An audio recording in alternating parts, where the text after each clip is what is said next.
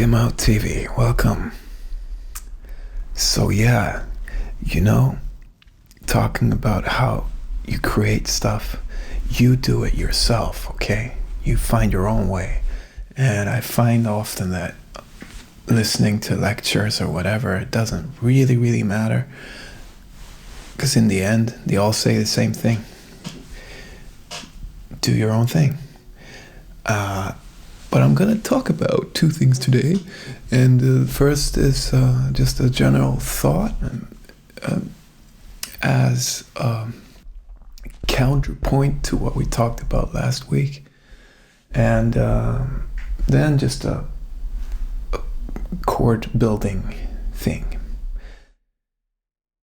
I'd like to begin with this state of mind called flow. And you don't build anything, you just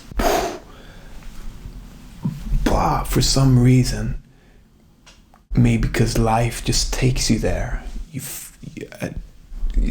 suddenly you just burst out and a whole creation is made in an instance. And I think the one tip I want to give when you get that flash is that you just keep on till it's finished. But it can be finished really fast. Like it doesn't, the key is, keep it simple. And if you're in a flow and then there comes like a obstacle, you don't get stuck here. You can maybe just do it some other way. But in flow, I guess that just doesn't happen. I don't know.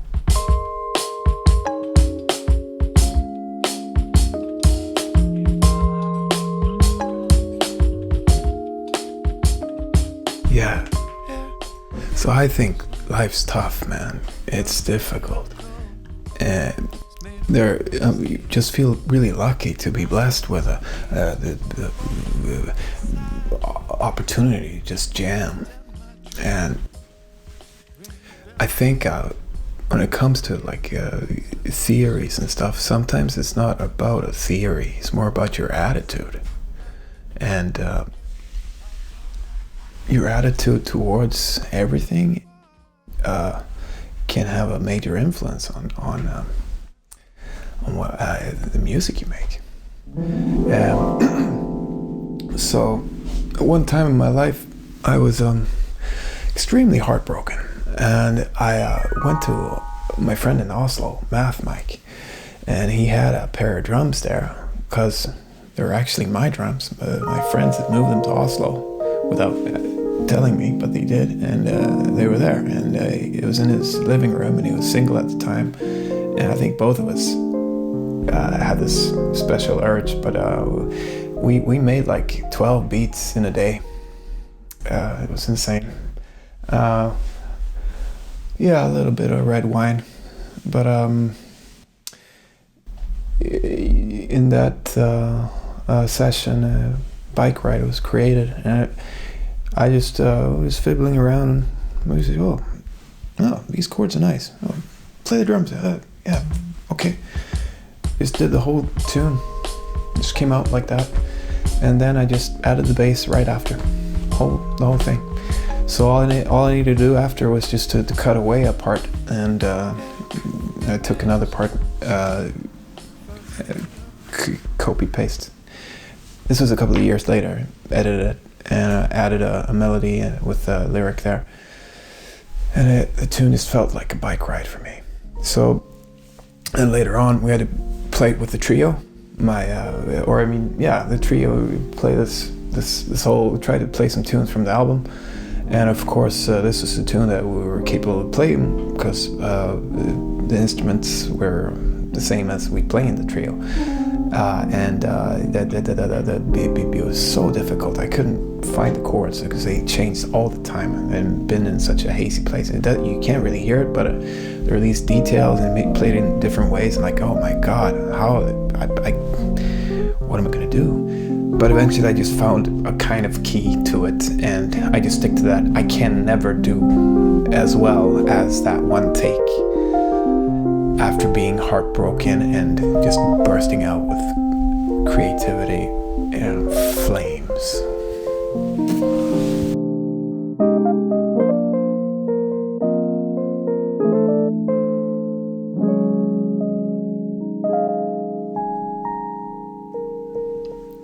Yeah, hello. So, obviously there's like a time warp here because I'm finishing this like half year later or something. I started this tutorial, and we've got a second album out now from last time, and so I'll be talking about 2 songs. But first, the first one.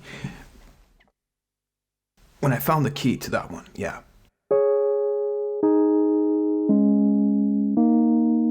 That's it. Those fourths jumping around and like the whole foundation of the chords. First vehicle was made of rubber and steel, ground into wheels. And so I went from there to go.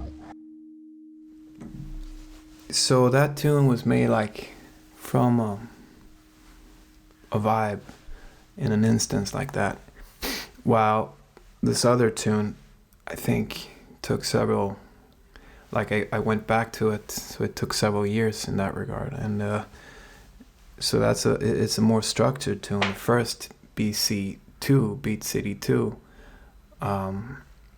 Cash. So here's a build up.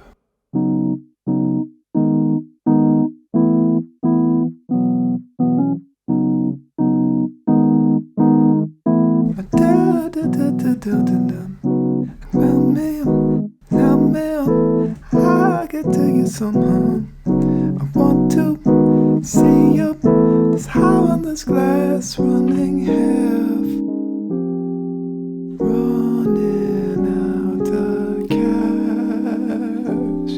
So some of you might notice that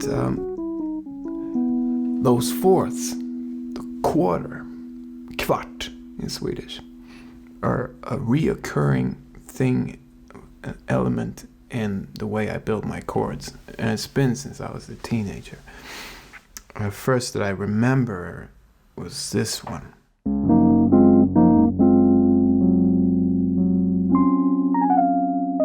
Hey Cheri.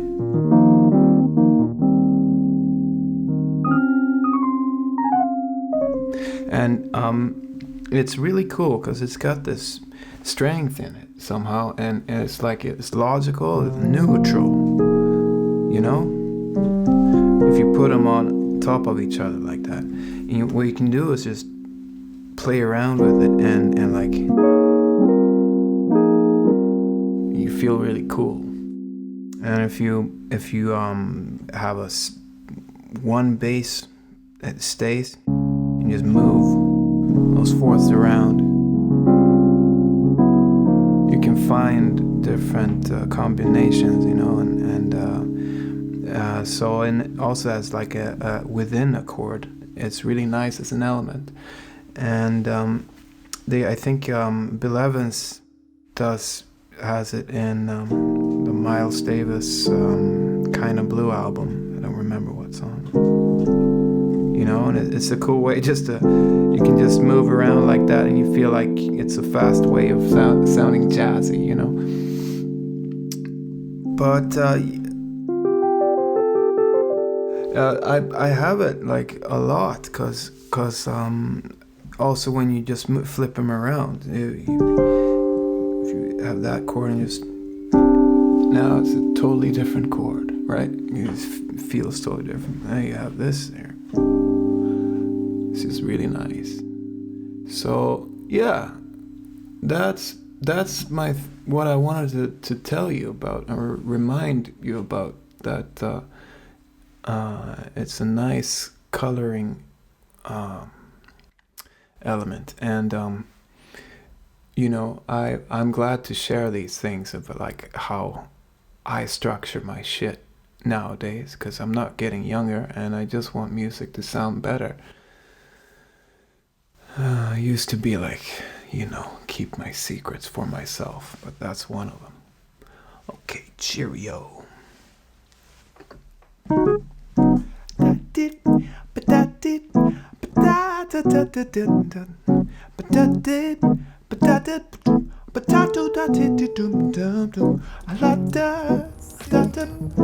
I want this glass running hair, running out the cash, satellites and trash, running out. Will goodbye, will goodbye, will goodbye, will goodbye, will goodbye, will goodbye, my butterfly, I will get back. Solitaire, yes, a one with high.